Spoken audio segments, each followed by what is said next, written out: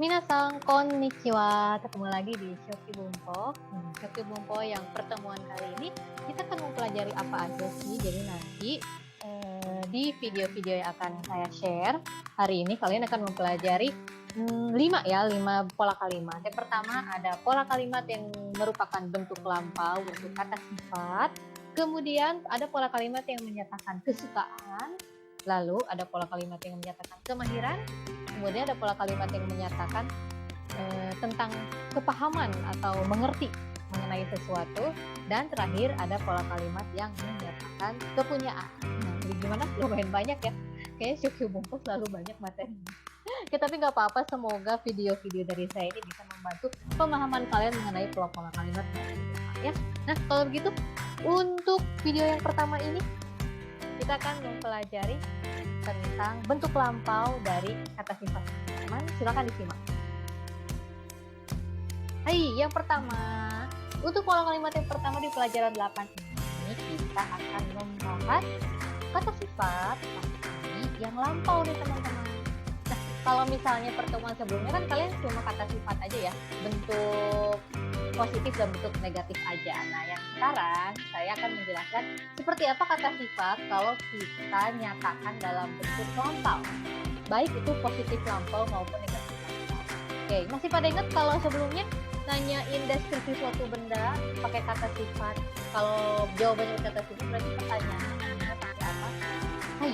Jadi pertanyaannya kan sebelumnya kalau nggak lampau ya teman-teman, itu adalah kata bendawa do desu ka, yaitu untuk menanyakan deskripsi dari benda kan ya, atau keadaan benda. Nah, kalau lampau berarti nanyanya gimana? Kalau lampau berarti nanyanya jadi do deshita ka.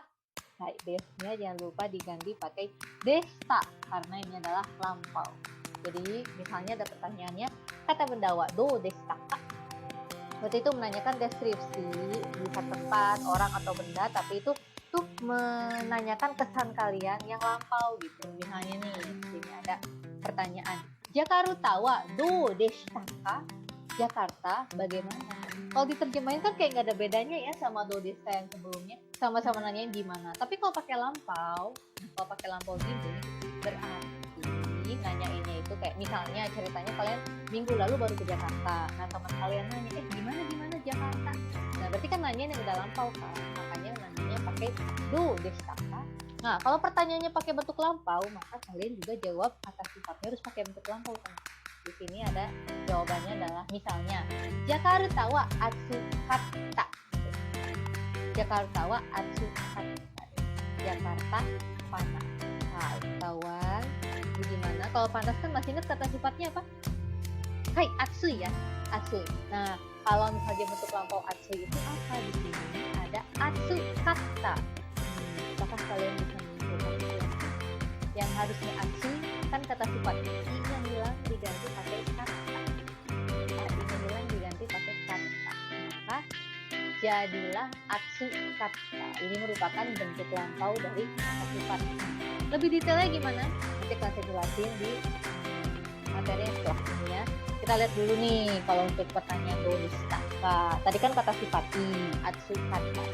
Kalau buat kata sifat na jadinya gimana? Misalnya pertanyaannya masih sama. Jakarta wa do deshita ka? Jakarta gimana? Nah, jawabannya di sini misalnya kalau pakai kata sifat na berarti Jakarta wa nigiyaka desu. Ya, kalian lihat kalau untuk kata sifat na itu di dalam kata sifat sendiri nggak ada perubahan ya, beda dengan tadi atsui, i-nya hilang. Nah, kalau kata sifat nah ini nigiyaka ya tetap nigiyaka, cuman desnya kan biasanya nigiyaka des kalau tidak lampau. Nah, lampaunya kalian tinggal ganti desnya pakai des. Hai, gimana sampai di sini? Ada bayangan? Atau masih bingung? Yuk kita lihat langsung ke materi yang berikutnya. Sekarang saya akan menjelaskan lebih dalam mengenai bentuk lampau dari kata sifat i dulu ya teman-teman ya. Ikeyoshi. Bentuk lampau dari kata sifat i.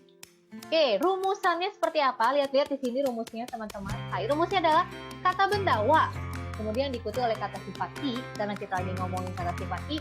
Terus jangan lupa kalau kata sifat i itu i-nya dihilangin ya kalau mau pakai bentuk lampau teman-teman. I-nya dihilangin, terus tambahin kata di belakangnya dan des. Ingat, desnya nggak berubah jadi lampau karena yang udah berubah lampau itu adalah si kata. Nah, contohnya di sini. Dia kepanasan nih, nyeritain, aduh gila-gila kemarin panas banget. Nah, jadi kino wa atsu katta. Kemarin panas. Kino wa atsu katta. Nah, ini menceritakan kemarin ya, bahwa kemarin panas. Kalau pertanyaannya gimana? Tadi pakai apa sih? Pakai do desu kata ya.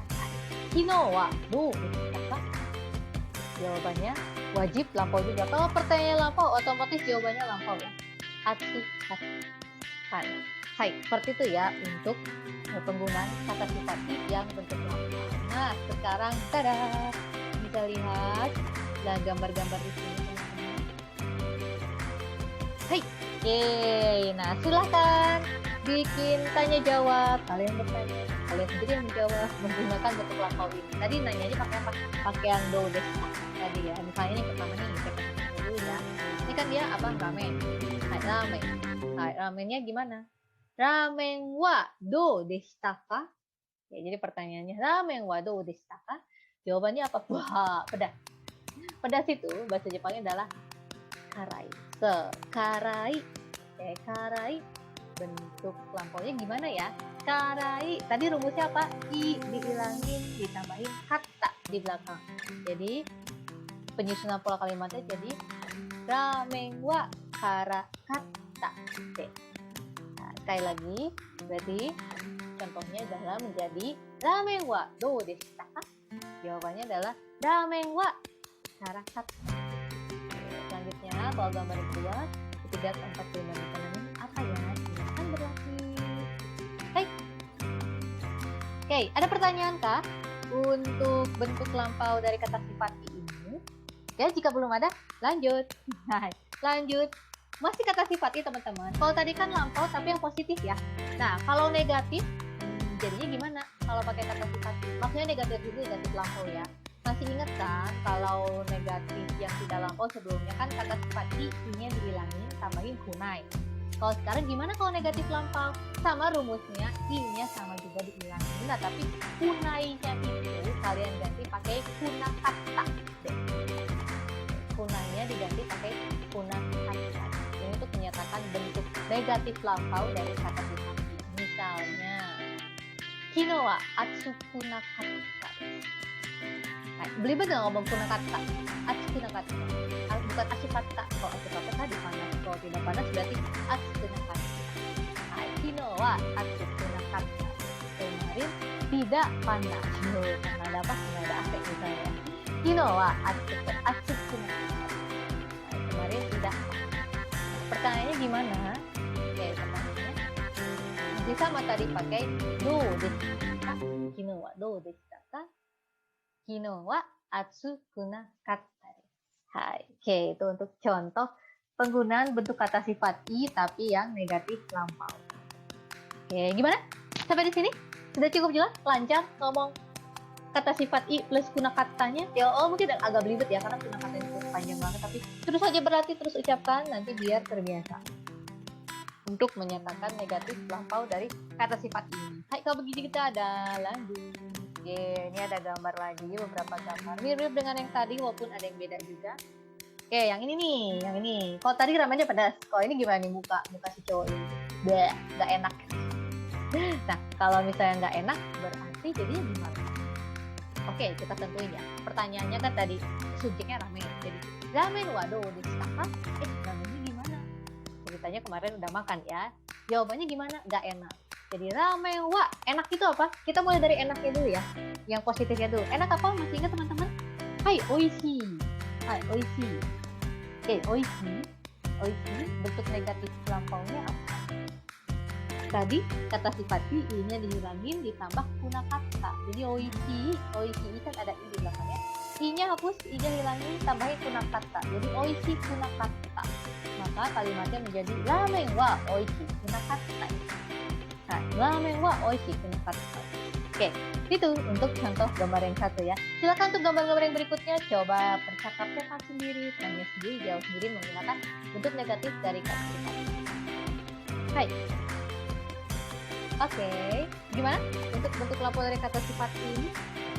Apakah ada pertanyaan atau sudah jelas? Sudah bisa lanjut ke bentuk lampau kata sifat ya?